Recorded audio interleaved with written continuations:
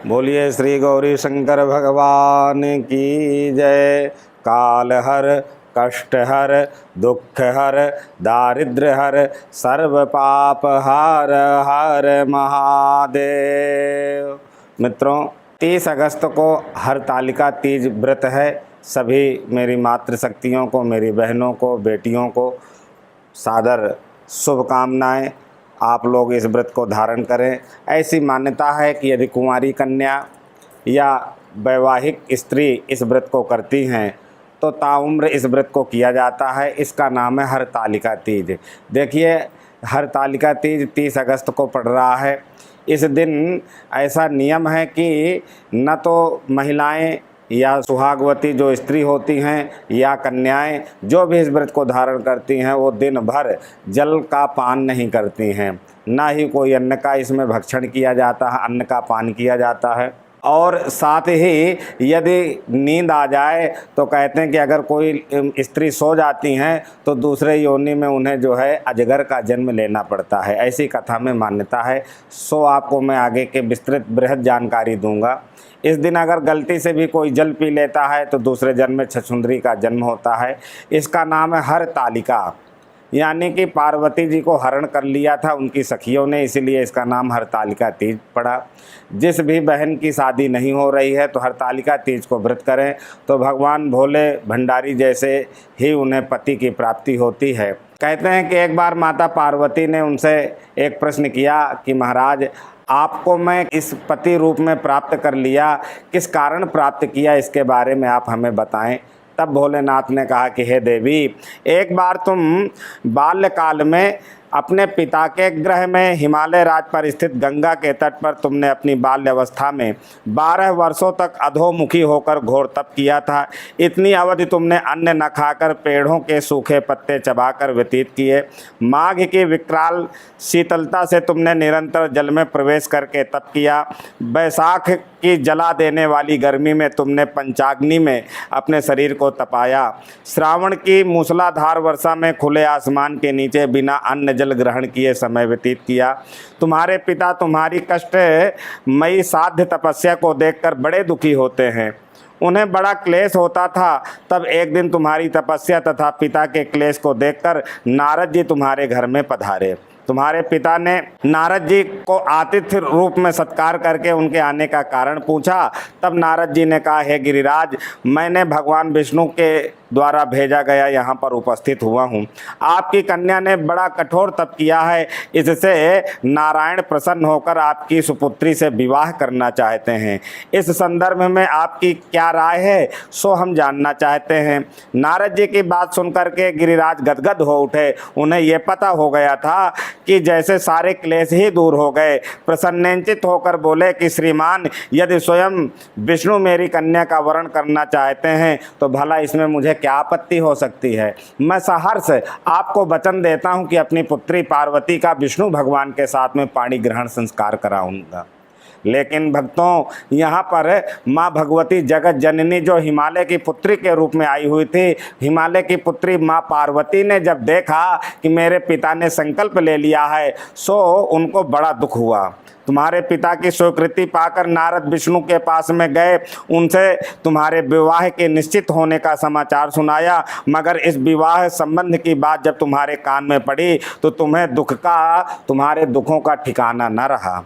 तुम्हारी एक सखी ने तुम्हारी इस मानसिक दशा को समझ लिया और उनसे तुमसे विक्षिप्त कारण पूछा और यह जानना चाहा, हे सखी, तुम मुझे यह बताओ कि किस कारण से दुखी हो। तब तुमने सच्चे हृदय से भगवान शंकर का वरण किया है, किंतु मेरे पिता ने मेरे विवाह से विष्णु जी को निश्चित कर दिया है। मैं विचित्र धर्म संकट में हूँ, अब मैं क्या करूँ। प्राण छोड़ देने के अतिरिक्त अब कोई भी उपाय शेष नहीं बचा।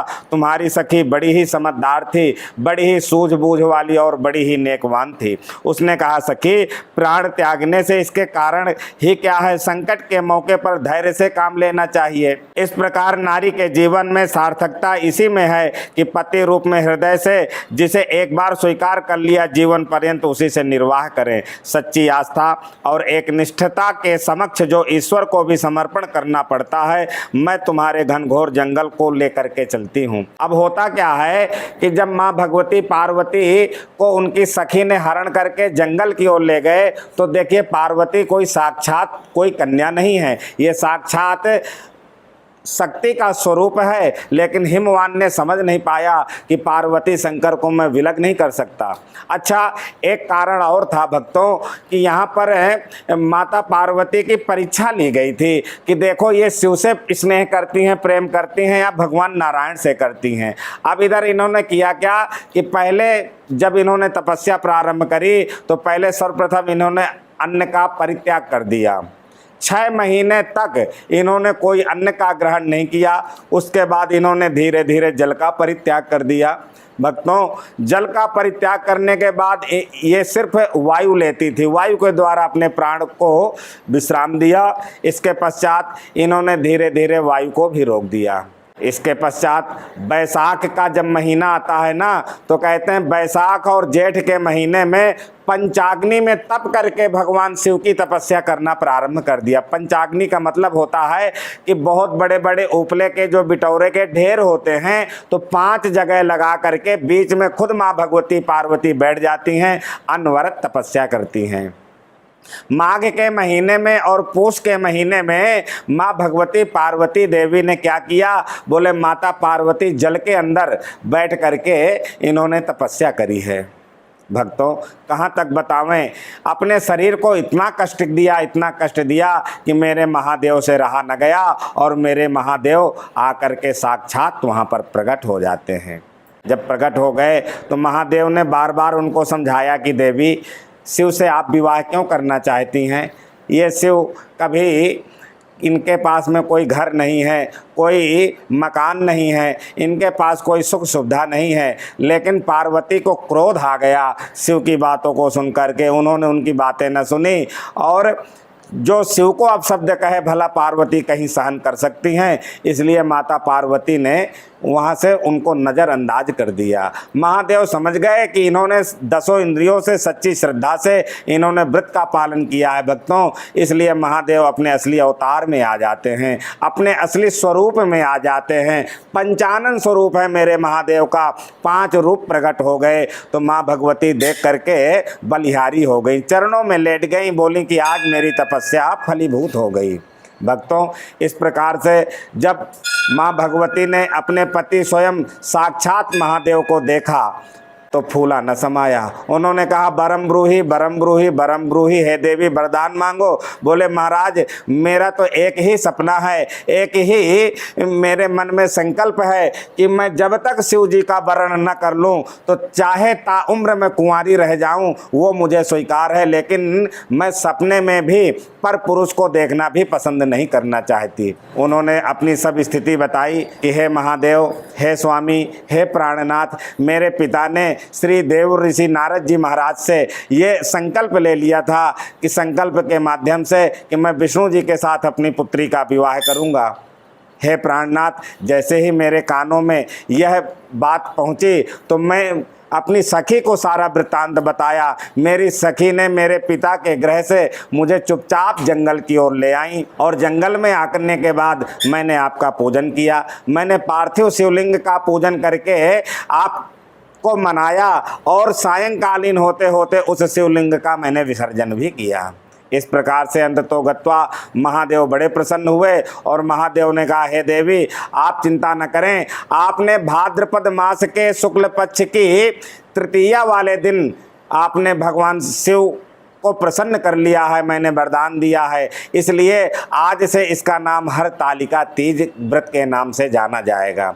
भक्तों, इस प्रकार से आज के दिन जो भी कन्या, जो भी सुहागन स्त्री इस व्रत को धारण करती हैं, उसकी हर प्रकार की मनोकामनाओं की पूर्ति होती है और वह स्त्री अपने परिवार के सहित सब लोगों को शिवलोक मवापनोति, शिवलोक में सब लोग वास करते हैं। कब तक? बोले जब तक सूर्य और चंद्रमा होता है तब तक अपने पति के साथ आनंदित होकर के वह कैलाश धाम को वास करती हैं। इस प्रकार से यह हरतालिका तीज के व्रत के नियम होते हैं। इस नियम को प्रातःकालीन जग करके ब्रह्म मुहूर्त में, ब्रह्म मुहूर्त 4 बजे से प्रारंभ हो जाता है।